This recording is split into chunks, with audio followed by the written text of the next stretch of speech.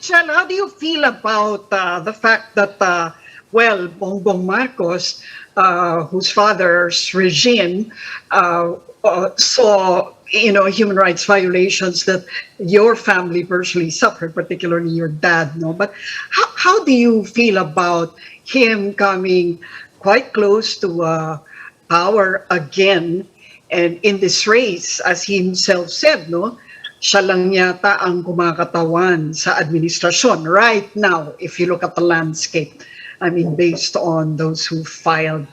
How do you feel about that, being the son of Pepe Diokno? It's not unexpected. I'm not surprised that he has done this. They've been planning this for decades. I remember in the early 2000s, talking actually with some journalists who were pointing out to me that there were so many slick videos coming out, well-produced on YouTube, that portrayed the martial law years as the golden years of the Philippines. And even then, I began to realize that that was all in preparation for a comeback by the Marcoses. And we've seen it even in the previous elections, how they have really tried to get a foothold in politics in the country. Kaya sa akin, this is obvious naman na yun ang talagang ambisyon nila noong pre.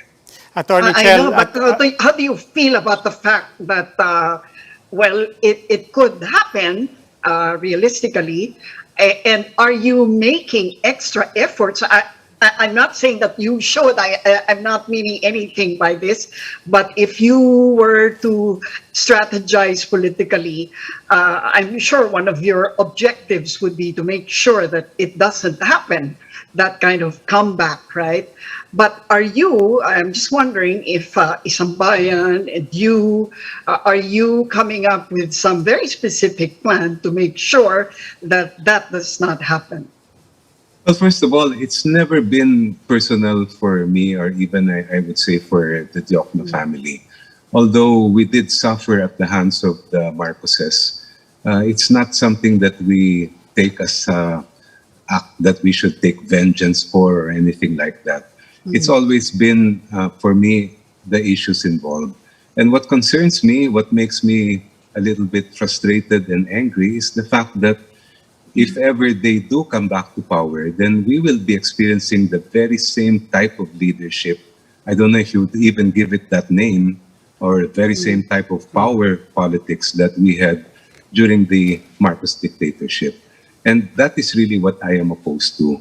I think that what our country needs right now is more inclusiveness, more acceptance of the diversity of the Filipino, and more efforts to really make sure that no one is left behind.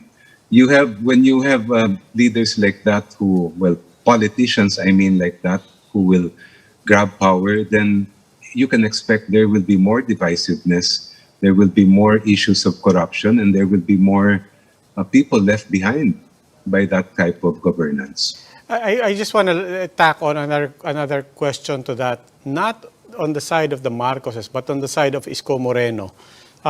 Because last week, he sort of added to that framing, to that narrative, na away to ng dalawang pamilya lang eh. Away lang to ng Marcoses at saka mga Aquino. It's going to be a long campaign. As you said, that revisionist narrative a lot has been invested in that. And now you have not only Bongbong Marcos, but also ostensibly one of the front runners adding to that narrative. What does that do to the narrative that you're trying to educate people about? That no, it's not just about two families. Well, I think it's a perfect reflection of what kind of politics he's bringing to the table. And I think that will make people think twice about whether they want to support him or not. As I said earlier, it's a very divisive. When you speak like that, you're really being divisive. And that's the last thing our country needs today.